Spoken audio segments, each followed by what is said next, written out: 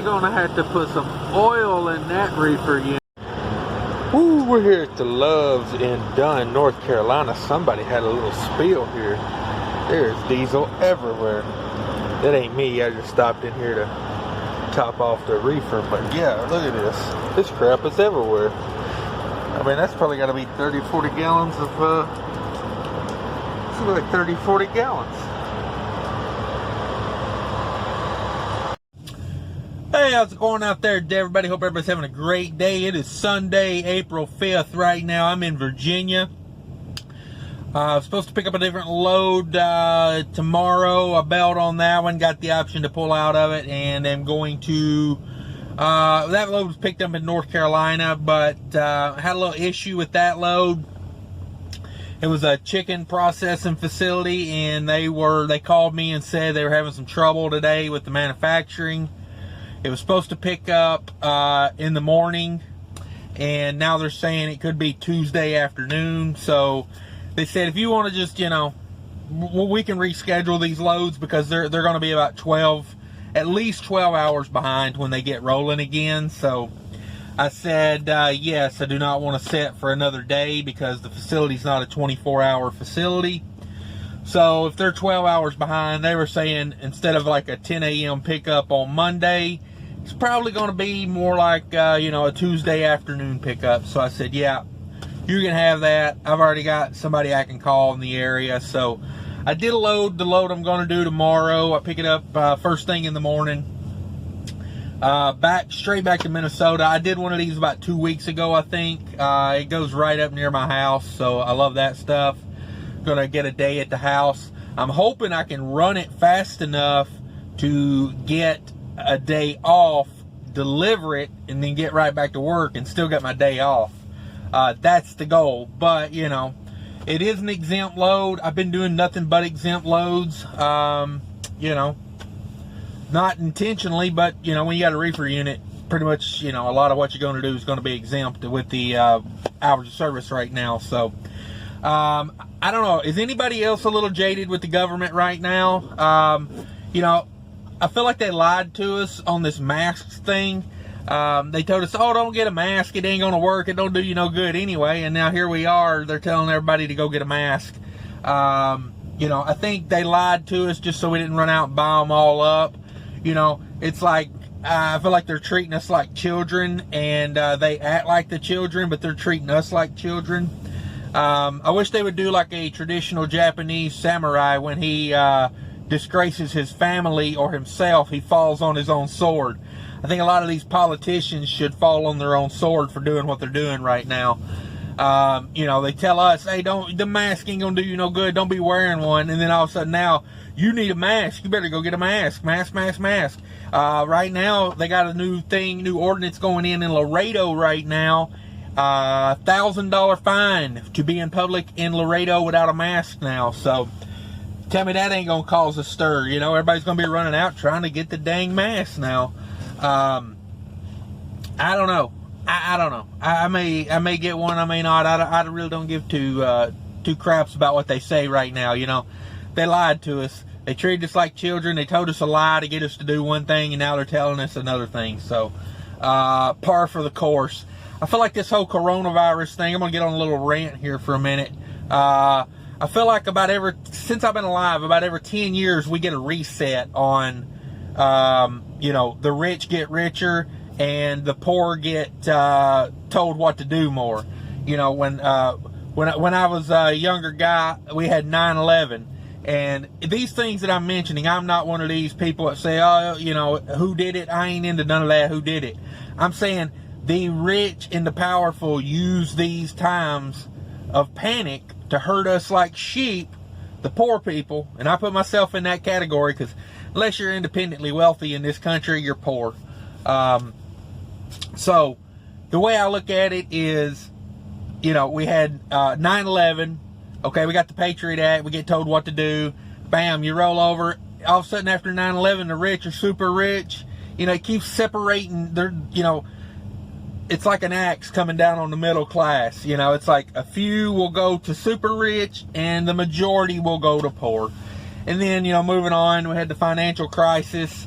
There we go again. The rich got richer and the poor grew. The group of poor grew. I feel like this is what this is. This is what we're dealing with right now. I don't know how legit what they're telling us is, to be honest. It feels like to me this is just a power move. So don't be surprised here in a year or so if the rich aren't richer and the group of poor are bigger and being controlled more. I feel like they got their thumb on us so much right now, you can't even hardly breathe. But that's my rant. That's how I feel about the coronavirus. That's what I think of all of it. But yeah, so I seen that Laredo. I used to go to Laredo a lot. There was like a year and a half. All I did was run from the southeast to Laredo and back. I had some good contacts. That's when I first, became an owner-operator under someone else's authority. Now, I got my authority before that, and I timed that really well. I got that like right at the beginning of the financial crisis, so that little endeavor went under really quick. There was no loads. Like you couldn't pull loads for 50 cents a mile then because there was no loads. So anyway, moving on. I was a company driver. Went back to being a company driver for a while. Got my own truck again, and leased it on to somebody that had some good connections and worked with some brokers with them and their dispatch. But I used to do that, expedited loads from like the car manufacturers in the southeast, like Hyundai, Nissan, GM, and Spring. The best I could do would be I would pick up wiring harnesses for Nissan going to Laredo, and I would bring floor mats back from Laredo to Spring Hill to the GM plant. Oh man, that was good money days right there. I used to run those loads, like 2 days from Middle Tennessee to Laredo, 2 days back. Make real good money on that as well. But anyway, I ain't been to Laredo in like 5 years, and now with this mask thing, I may avoid it altogether because I don't have a mask. I don't know where to get one, to be honest with you. I may have to get back there and Betsy Ross my own, go buy me a needle and thread in here at Love's and make my own. I don't know. But anyway, let's get to talking about business finally. If anybody's still here, I'll talk about a little business now. I did about 65. This is like my Friday to Friday review. The load I just delivered was supposed to deliver this morning. I delivered it yesterday. So technically it was like a Friday to Saturday. So yeah, whatever. And technically I started the last load last Friday, I believe. So it was like Friday to Saturday. Did 6,500 in revenue over that time. That was on about 2,900 miles. I'm going to say 2,750 of that was actually work miles. What I did is when I emptied out my last load, I drove about 80 miles and parked the truck at the yard and went home. And then my next load actually picked up really close to where I just dropped off. But I wasn't regretting driving that 140 miles because it got me a day at the house. So I ain't even mad at that. Of course, the production on the load of chicken tomorrow being delayed. I'm not going to get that. I got a load over here in Virginia. I did one of these about 2 weeks ago. It's a good load. It moves quick. It loads quick and unloads quick. It's 50 degrees start and stop. Basically, they don't want it froze. And I'm like, this time of year, I don't think it's going to freeze. But I ain't going to argue with them. They want a reefer trailer. I'm your man. So I'm going to run that up. I'm hoping to run that fast enough to get a day off. I'm going to stop at the house, take a day off, and then get up and go deliver it the next morning. And then get right back at it, So I really don't lose any time on running freight, but I still get a day at the house, I've been doing pretty good with that here the last couple weeks. Getting a day at the house, just running it hard, into the house, or delivering and going to the house and getting a load the next day. But yeah, that was on about 2,750 on the miles on that. Of course, it was really 2,900 because of the going to the house.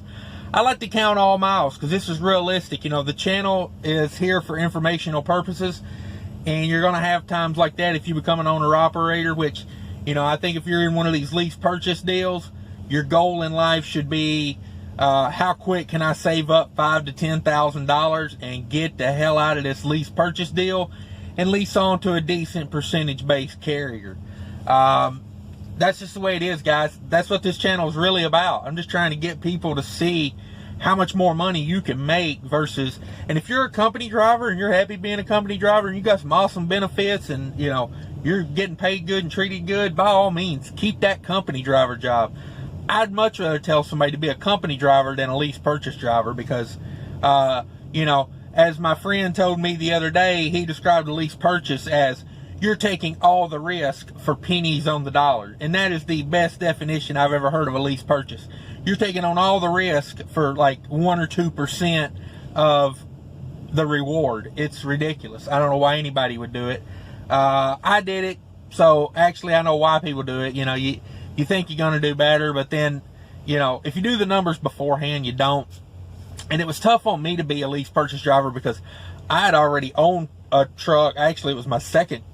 I had owned 2 trucks and leased them on to carriers before, you know, I got into lease purchase. So I knew how bad of a deal I was getting when I did it. But yeah, I don't know. That's what the channel's about. I don't know. Learning. If you can tell me something I don't know, by all means. You know, if you're just going to jump on there and say I'm doing it wrong, but not explain how I'm doing it wrong, then by all means, keep that comment to yourself. Shout out to Loves. I love sponsorship. I mean, not bragging, but I'm already a platinum member over there. But I would, if I was going to get a sponsorship, Loves would probably be like my top pick. You know, I ain't saying I wouldn't, but I ain't saying I will. You know, I would take that sponsorship, Loves. You know, like we could get a branding. I mean, I put your name over like half the screen right here. You know, this would say Loves. If they want to sponsor it, we do it. You know, I'm all about selling out. Just to be honest with you, I'm ready to sell out. Anybody's interested. But yeah, so we did 2,900 miles, 2,700 actual miles. So if you want to, you know, if you want to adjust those numbers, go for it, because you know, like if you're trying to think about becoming an owner operator and you want to think about the numbers and this, that, and the other, that's where we're at with that. You know, like if you want to take away the 150 that I drove up to the yard to park the truck so I could go to the house, do that. Fuel this past week, I spent a total of $12.51 on fuel this week. You know, and you could probably do cheaper than that. I don't necessarily buy the cheapest fuel. I buy the fuel that's the cheapest minus IFTA. So, you know, like if Illinois has got, you know, some decent price fuel that's comparable to the states around it, well, I'm going to get more IFTA credits if I buy it there in Illinois. So I buy a lot of fuel in Illinois. You know, it's just how it is. Like I always get IFTA money back. I never pay into IFTA. I pay my IFTA at the pump. However you want to do it, it's up to you, but I pay my IFTA at the pump. So, but I always make sure I'm buying the cheapest diesel minus IFTA. I know it's confusing. I got videos on it. Check them out. But yeah, $12.51. So you could do a little better than that. Reefer fuel was $1.30 on that. The load going back up to Minnesota last week was like a 28-degree continuous run, but it was pretty cool out, so it didn't kill me. Coming back down, I had a 20, I think it was 25 or 24-degree start-stop run. Both loads heavy.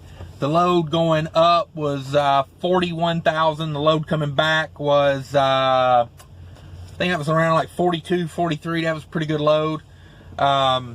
So I spent $34 in DEF. I spent $1,087 on truck fuel. If you do the 2,900 miles, that's about 37 cents a mile on run cost on that. And like I said, you could do better than that, you know, like, and to be honest with you, I'm probably less than that. I would say take 100 off of the truck fuel, because I've got more truck fuel than I started with. And the same way with Reefer, you could probably take 20 or 30 off of Reefer, you know, because I've got a tippity top full Reefer tank right now, and I'm about 3/4.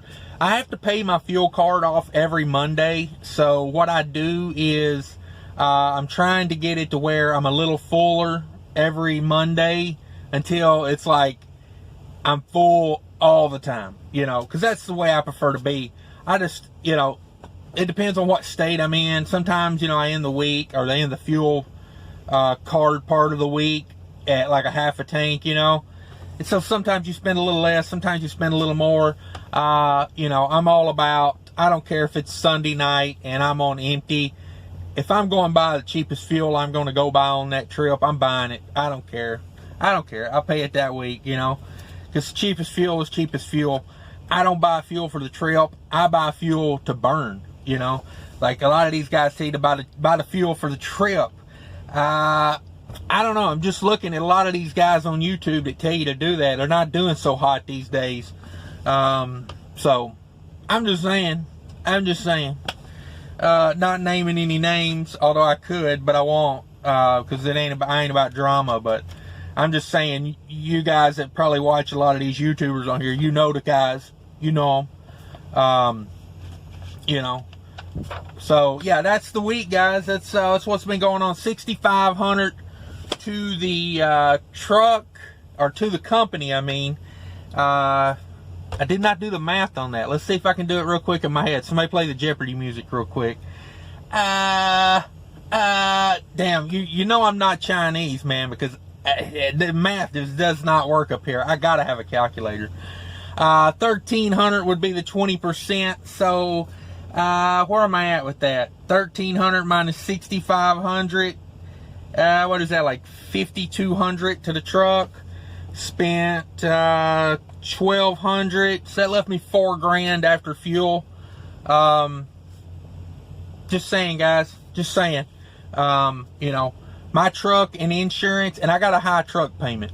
You know, my truck payment's like $2,400 a month, but in 18 months it will be mine, and it will still have 100,000 miles of warranty left on it.